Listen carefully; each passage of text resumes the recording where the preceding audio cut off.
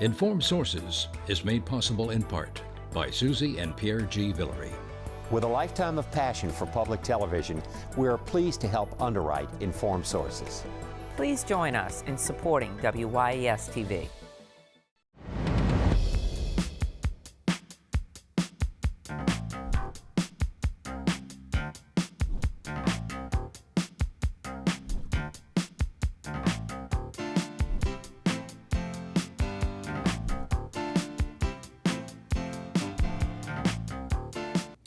Hello, I'm Marcia Kavanaugh. Thanks so much for joining us.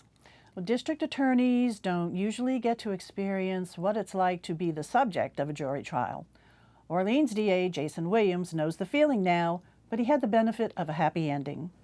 Crime continues to dominate the news, including an ineffective New Orleans truancy system and what the city plans to do about it, and a study showing severe morale problems in the NOPD. These stories, plus a new effort to redevelop Pontchartrain Beach, are on the docket for tonight's Informed Sources. Errol, Laborde, producer of Informed Sources.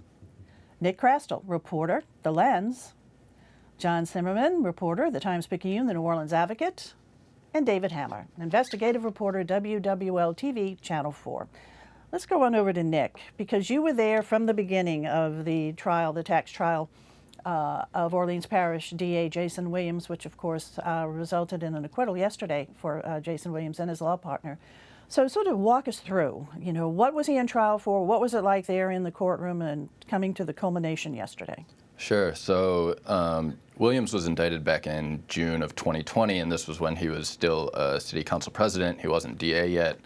But he had announced that he was planning to run, and the indictment came down just weeks before qualifying for the election. And so these were 11 counts at the time of tax fraud charges, and then also charges related to not filing proper paperwork related to cash payments over $10,000. And Williams, maintained his innocence. He said that the charges were politically motivated, and blamed, basically acknowledged that there were problems on his taxes, but blamed his tax preparer, a man named Henry Timothy, who had been preparing his taxes during the years that he was charged for, 2013 to 2017. So, he ran for DA while this indictment was hanging over his head, and ended up winning the election, and has been in office for the last year and a half. So the case finally went to trial last week, and he was just acquitted yesterday. On 10 counts, and also his law partner, Nicole Burdett, was also indicted for those charges, also found innocent of those charges, but then she was convicted, though, in 4 separate charges, right? Yeah, that's right. She was convicted on her own tax counts, and, the sort of interesting or thing about that was that those charges would have never really been brought against her if the federal government wasn't looking at Williams. Burdett was offered a plea deal, was offered a deal and immunity if she cooperated with the prosecution, and declined to do so. So the fact that she was found guilty and Williams was able to get off was an interesting outcome. Now, the tax preparer, Timothy, who did their taxes for both Williams and Burdett for the law firm, and then, of course, Burdett's personal taxes, too. He was the key witness for the prosecution, was the first to take the stand. But, I'm hearing reports. I wasn't in there. You were in there. What was it like to hear his testimony? What feeling did you come away with? Because a lot of people have said he was a very poor witness. Yeah, well, Timothy had some serious credibility issues, and I think the government even acknowledged that. He is charged in his own tax fraud case and has pled guilty and is awaiting sentencing. And the defense really hammered on that, and hammered on the fact that he had lied several times to federal investigators throughout the course of their investigation. So the government's case against Williams was that him and Burdett pressured Timothy to take these improper deductions, put these personal expenses in their business deductions, and that Timothy was just kind of a pawn in their scheme. But Burdett and Williams argued that basically they had no idea what Timothy was doing. They relied on him. He held himself out to be a CPA to them, they say, and they sent him all their information and that he decided what deductions to make, and they had no knowledge of it.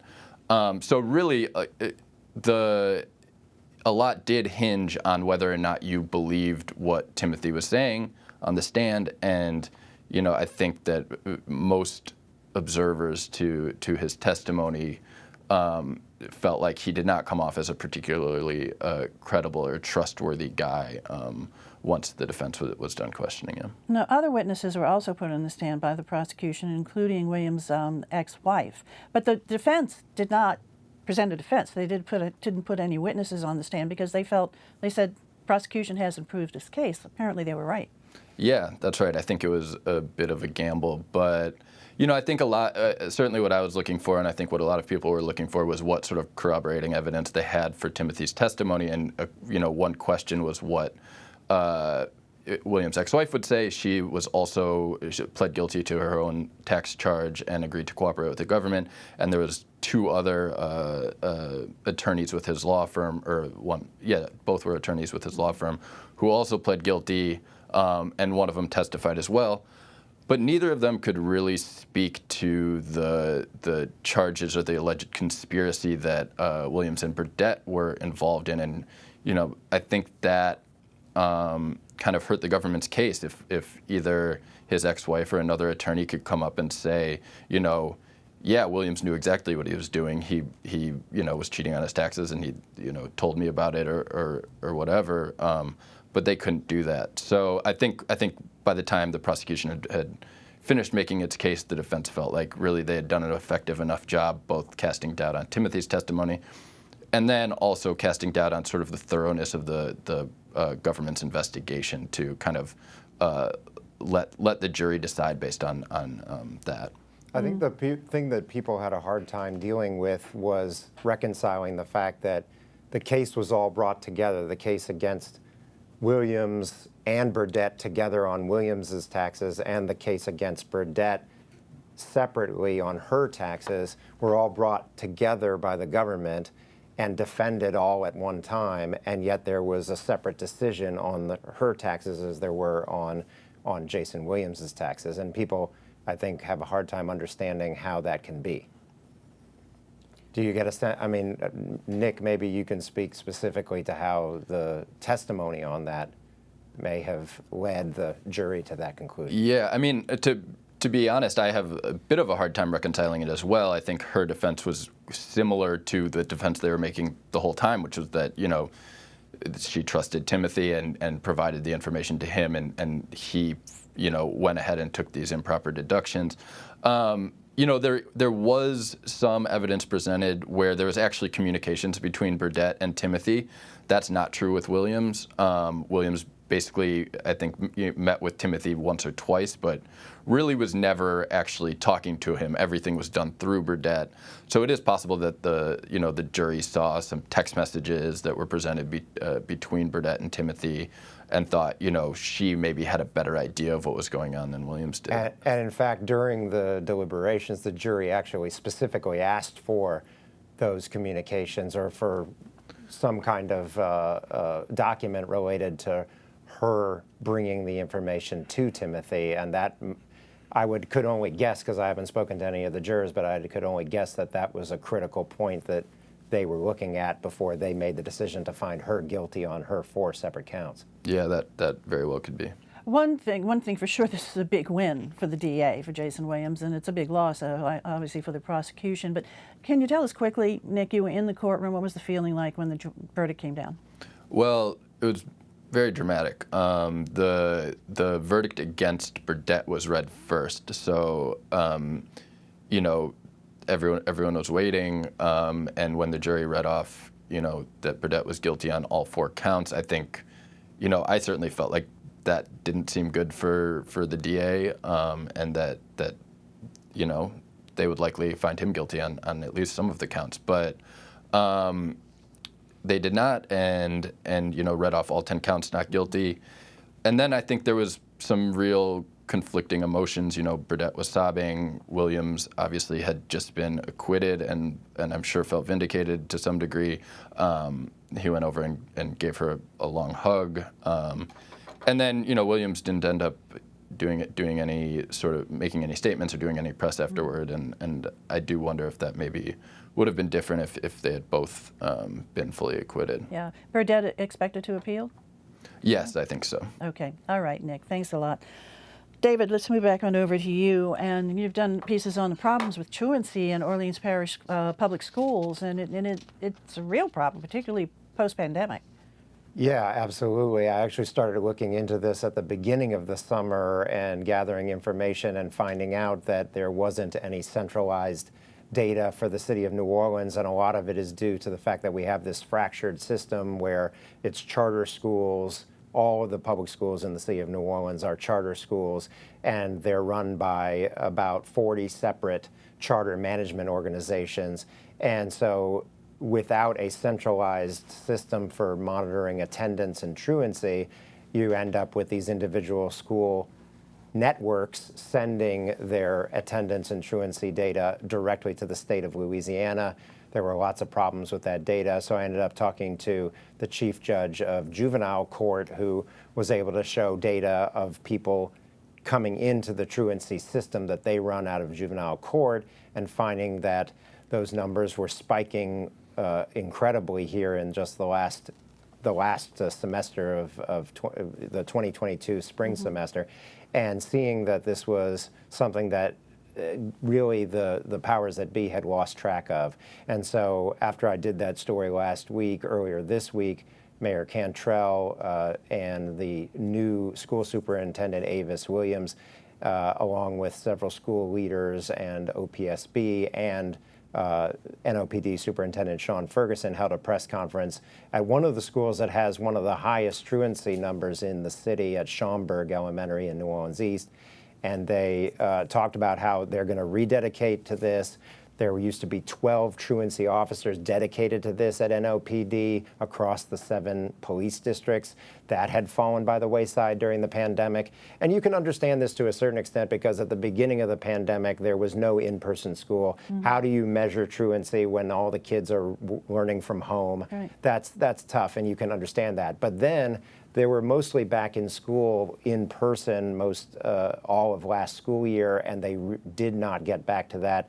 Those officers were rededicated to other areas, not that they aren't needed with community policing and stuff like that, but this had gotten so out of control, and you saw the impact in juvenile crime, a big increase in juvenile crime. And, you know, I talked to people who experienced juvenile crime, most notably the Linda Fricke murder, where she was carjacked by 4 students during school hours, during the day, on a school day, and dragged to her death in just a terrible scene in Mid-City. And the neighbors there, one of their first questions after they went through this horrific and saw this horrific event was, why aren't these kids in school? And actually, DA Jason Williams made some very, very powerful comments about that when he charged those 4 juveniles as adults with murder in the Linda Fricke case, saying that it's rampant and out of control, and it's got to get under control. So that's what city and school leaders say they're doing now. David, if someone picks up one of the kids, one of the truancy kids, what happens next? Do they bring him back to the school? Is there a procedure when they get back to the school, or they just go back into the classroom? No, well, that's right. There's a process that has to be followed to make an official truancy case, and that involves contact with the parents after 3 unexcused absences. That involves intervention after 5 unexcused absences, and typically in New Orleans, what they followed is 10 unexcused absences. Leads to summons being brought. And under the law, the people held responsible are not the children, actually, it's the parents. So the parents can be held liable for truant students. And so what ends up happening is those kids are then enrolled in this program, which is an administrative program, not criminal, but run through juvenile court, called the FINS program, Families in Need of Services program. And that's where we could see the data where it had dropped off the table during the pandemic years, and then there was very little in the first part of the 2021-22 school year, and then in the last semester of 2022, when the schools started saying, we've had enough, we've got to do something about this directly because the school district isn't doing anything. That's when you saw the numbers increase by 80% and no structures in place to deal with it.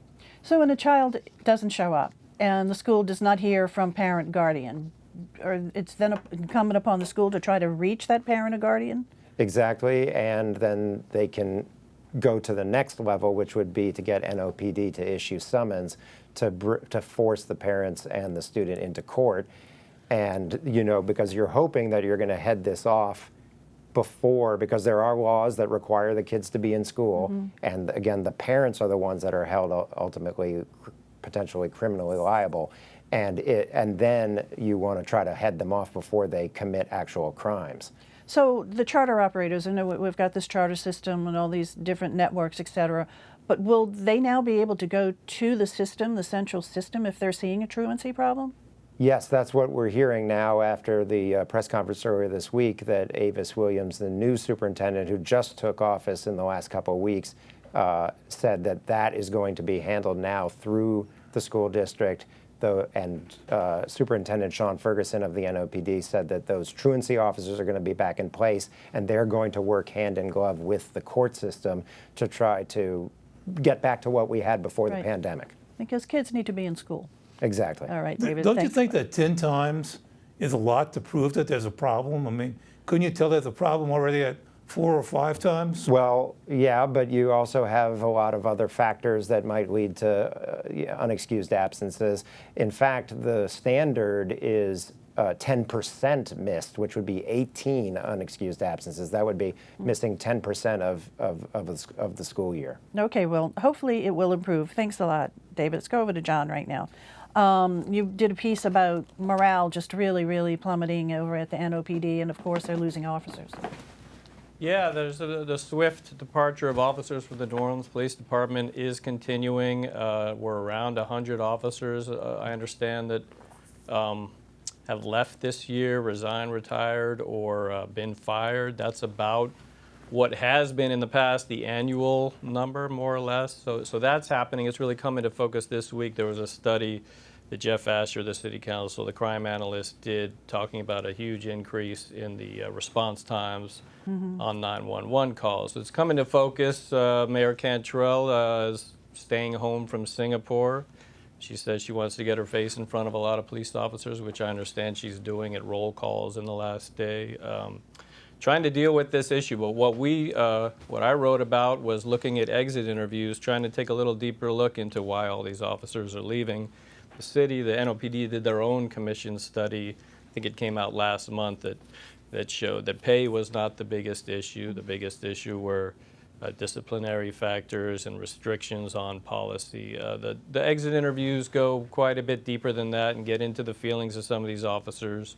Some of the sort of take-homes are that it's really not just the sort of restrictions in the consent decree, the federal consent decree that has governed the NOPD for the last 10 years and reforms. It's not just we can't do cops and robbers anymore. There's a lot of more discontent about leadership, about some of the interpretations of policies and differing interpretations of policies, and disciplinary sort of nitpicking, or as some officers describe it, headhunting, that has sort of turned a lot of officers off. And it's been tough losing all these officers for them. And one of the other things that's come clear is sort of they're feeling that in the added response time. Some of these responses from officers who've worked in the 7th District out in New Orleans East, and who talked about dozens, coming in, clocking into dozens, in one case more than 50 calls, just waiting there, and sort of how much of a burden that is on them.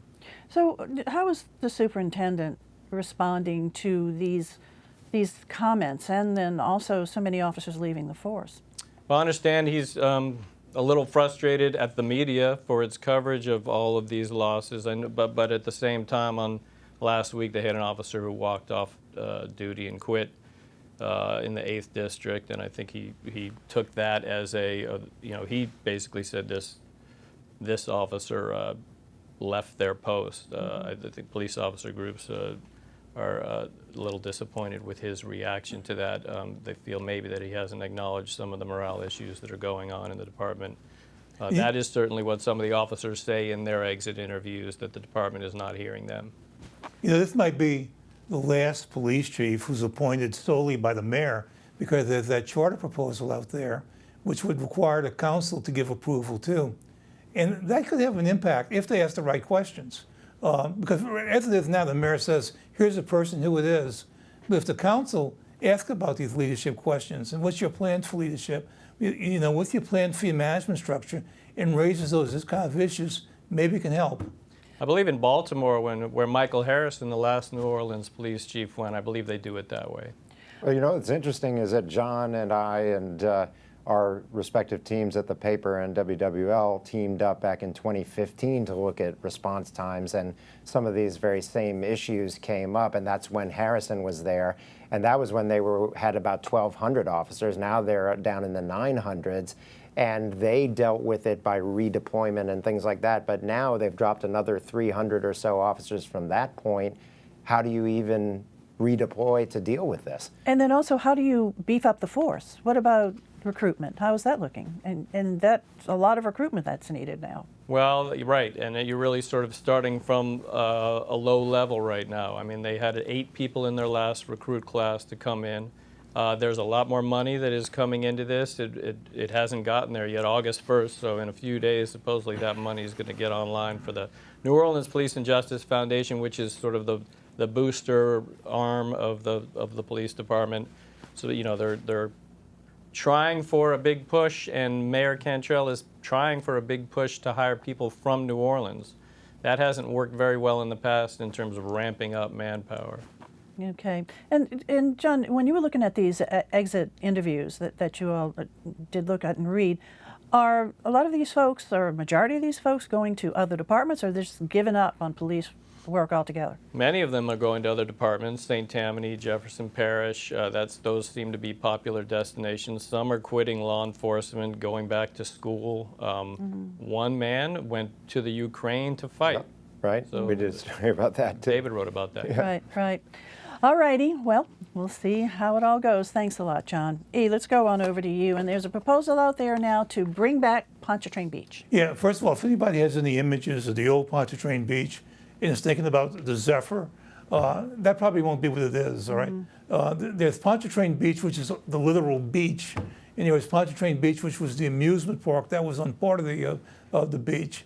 So what this is talking about is not necessarily the amusement park, but developing that stretch of land, which is out by UNO, by the research park on the lakeside of it. It's about a mile-long stretch of land, mostly sandy land. Not much is going there. So the proposal is to develop this really kind of a passive thing. They're going to have, you know, they want to have a nature walk, and they want to have environmental studies, and they want to have a dog park, and they're going to have areas for entertainment and food trucks, and so they're going to do those kind of things. But I wouldn't envision a big amusement park. There's no indication that it is going to be an amusement park, even though I wouldn't mind if they brought back the bumping cars. That was always kind of fun. Those are kind of fun, yeah. But anyway, there's an office called the Lakefront Management Authority. That is what developed from the old levee board. Remember, after Katrina, they kind of changed some boards around, and they said, look, levee board, you just worry about levees.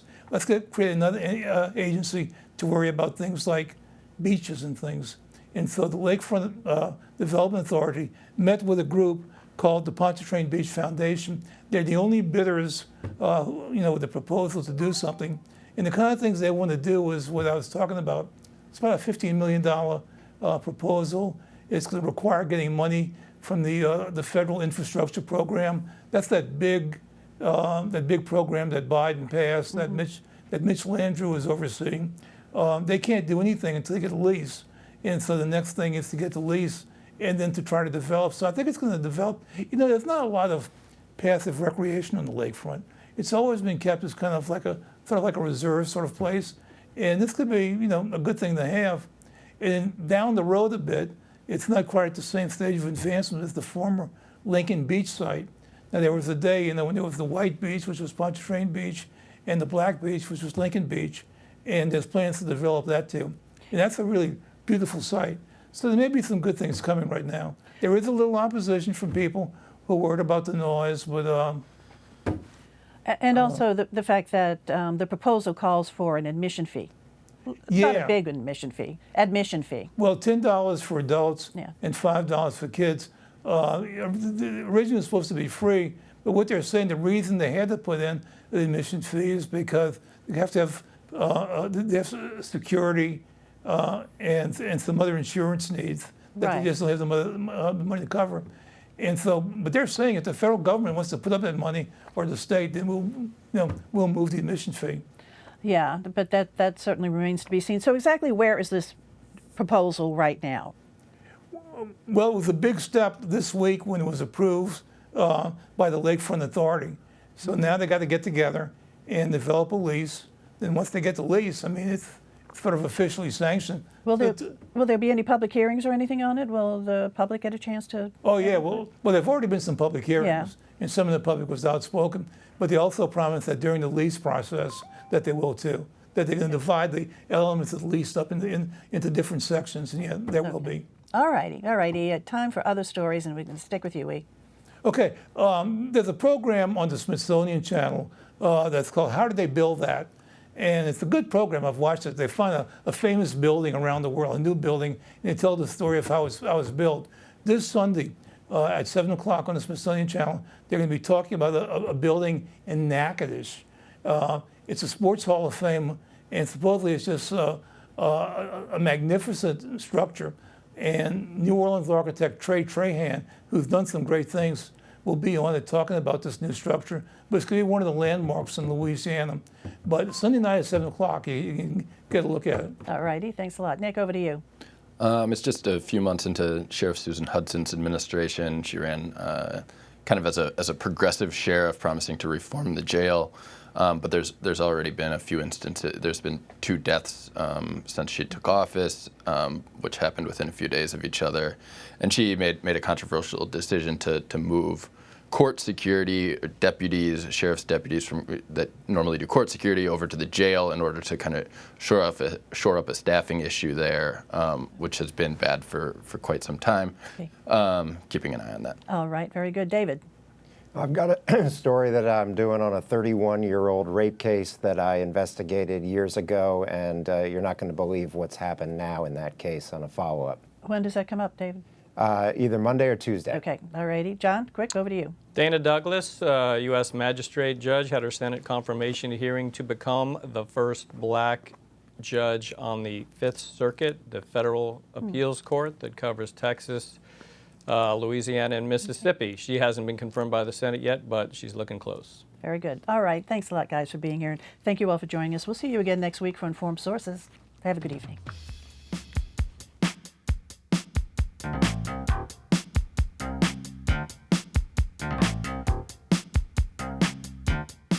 Informed Sources is made possible in part by Susie and Pierre G. Villery. With a lifetime of passion for public television, we are pleased to help underwrite Informed Sources. Please join us in supporting WYES-TV.